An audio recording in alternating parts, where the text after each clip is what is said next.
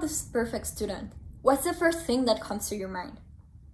Probably someone that's service-oriented and that is always up to help everybody else at school. Someone that has lots and lots of extracurriculars and seems to balance his or her time. Someone that's productive 24/7 and is always busy with something. Or someone that studies more than 9 hours a day. This sounds crazy, but it's true. And above all, obviously, someone that has a 4.0 GPA, because who would we be without grades, right? Well, hi, here I am, the embodiment of the perfect student. And let me tell you that even though one might think that being the perfect student will make you visible to others and will give you a lot of opportunities, it in fact, in my case at least, made me invisible. You may wonder why. Well, trying to embody perfection means neglecting all of the other parts of yourself that are imperfect. And this is pretty harsh in the sense that you can only explore the parts that actually contribute to the embodiment of this perfect identity. And all of the other passions you have are left neglected. Because, at least in my case, I didn't have the courage to explore my artistic side, to explore my side that was very interested in poetry, because that didn't quite fit with the definition of a smart kid that I had, which was being good at the sciences and math. So I made myself invisible to myself. And through this process, I learned that maybe perfection is not something that we should romanticize as much. Maybe perfection is not achievable at all. And in fact, it is not. But it also led me to redefine my definition of success. Because we have sold the idea that success is this productivity concept, this concept of being at the top of everything, of producing all of the time, of being in the top universities, being in the top employer, gaining awards, being recognized. And maybe for some people, success is that, but at least for me, I realized it was not. Because this wasn't making me happy. And I think happiness goes above any weird definition of success that society tries to sell us. So, in this talk, I'm going to give you the 3 steps I took to combat perfection, to accept myself as an imperfect being, and to make the most out of it. So, the first step is to recognize that there are things out of your control. As a perfectionist, it's really hard to recognize that because we always want to have everything under control. However, it is true. Even if you give your 100 or 200% effort in something, you're not guaranteed that you're going to get to that goal. And meritocracy sells us this idea. The idea that if we give our maximum effort, then we're going to reach the success. Then we're going to get into an Ivy League. Then we're going to get that promotion we were seeking for the past 3 years. But that's not true. There are so many other factors that affect how you reach that definition of success.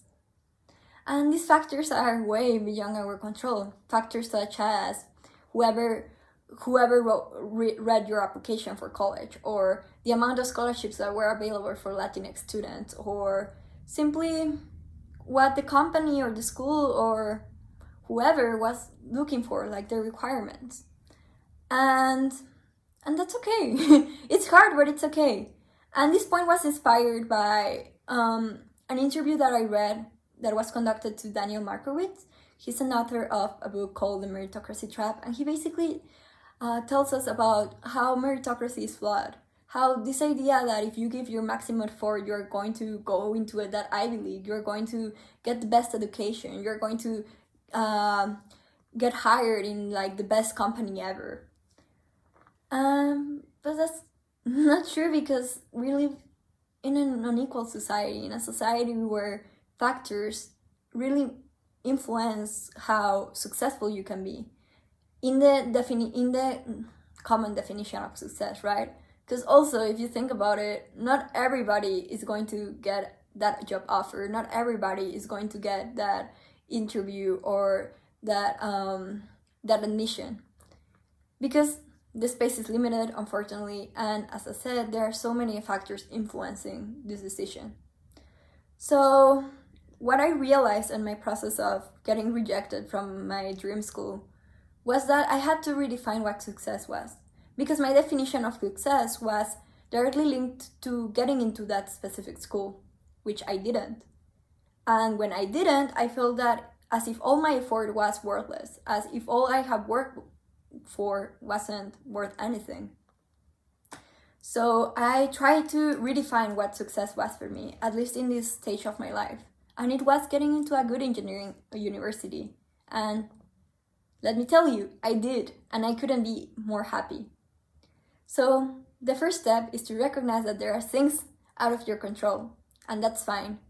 And you should use those things that are out of your control to see that the definition of success can be broader.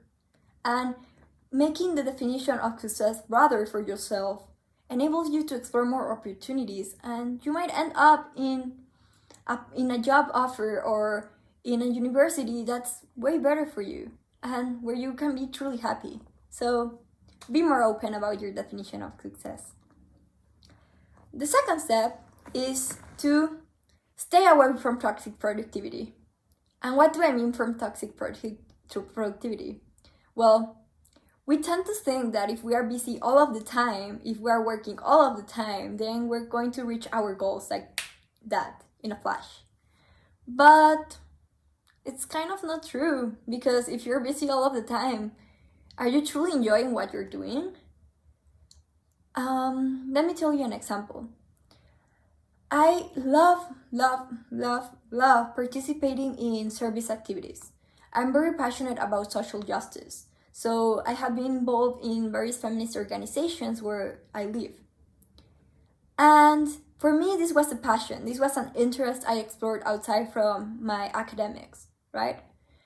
But when I got involved in a feminist collective, I started to try to measure my productivity, to place my productivity in that collective as a benchmark on how successful I would be in the future, which didn't make any sense because it wasn't directly tied with my academics, but whatever, that was my mindset. So I would literally measure the hours I spent talking to my friends at the feminist collective, of the hours I would spend just making promotion for the various workshops we offered. And in this process, I started to view this passion for social justice as a burden. So I wasn't really enjoying the work I was doing. Therefore, I invite you to step away from your future expectations for a moment, even if it's just for 2 minutes.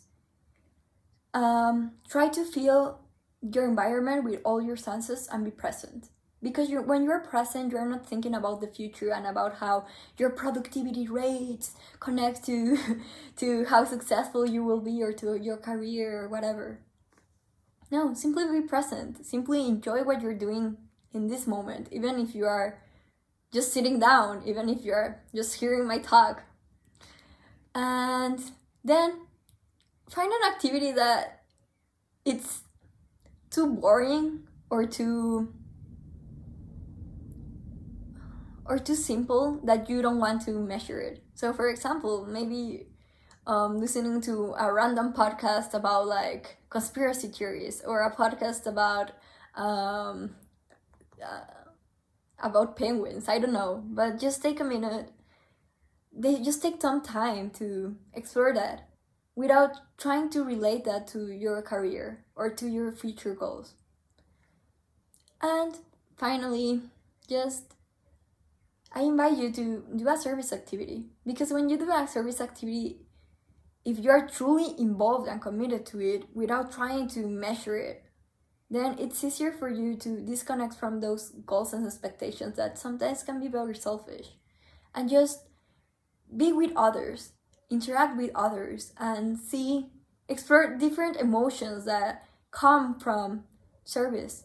Because when you do that, it's more likely that you're not going to start thinking about like how you have to get that job promotion or that your acceptance letter. You're just present. And the third and final step to combat toxic productivity and the normalized definition of success and perfection is that you have to start recognizing yourself as a multidimensional self. Yeah. What is that, you may ask? Well, trying to strive for perfection makes us unidimensional because it makes us just focus on the aspect of ourselves that's directly tied to the definition of perfection we want to embody. So for me, as I said earlier, the definition of perfection for me was being the smart kid. To be the smart kid, I had to only focus on my intelligence and on how productive I was. But what about the Maria that was an only child, the Maria that loved to hang out with her friends and have long conversations, the Maria that really wanted to continue figure skating? What about her? She was left neglected because I didn't recognize myself as a multidimensional being that could have many, many passions outside from her perfect identity. So start exploring that multidimensionality that makes you you, all of the little parts that form the being that you are. Because believe me, you're full of incredible ideas, you're full of potential. And this potential and these ideas and this motivation doesn't have to only come from one part of yourself that is deemed as perfect or that is deemed as, oh my god, this is what will make you successful. But it can come from all of the other parts of yourself that maybe are imperfect, and that's totally fine. Don't be afraid to explore it. So, the bottom line is that as I'm about to graduate high school and I'm entering a new life phase of my life, I can tell you that I'm nervous, and there are times where I want to have everything under control and where I want to translate my perfect student identity to the Maria that I'm going to be in college. But once I take a step back and truly see that there are things out of my control, that toxic productivity is not the way to achieve success, and that I'm a multidimensional being with so many passions and eagerness to explore the world, then I can see that maybe the cause that surrounds me right now as I'm graduating high school, it's okay. And maybe I should embrace it because it's full of opportunities and it's full of doors I can explore in which I can truly be myself. So be more empathetic with yourself. Listen to your needs and prioritize your mental and physical health over whatever crazy definition of success has been sold to you.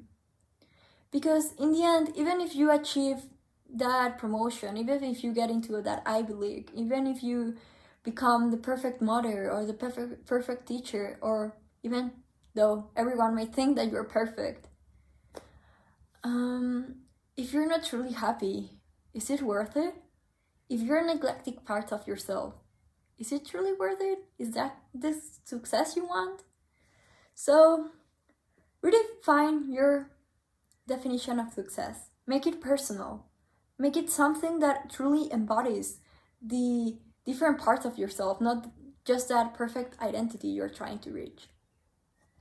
And above all, don't be afraid to be imperfect. Explore your multidimensionality, because I'm sure that it's full of potential and ideas that are worth spreading. Thank you.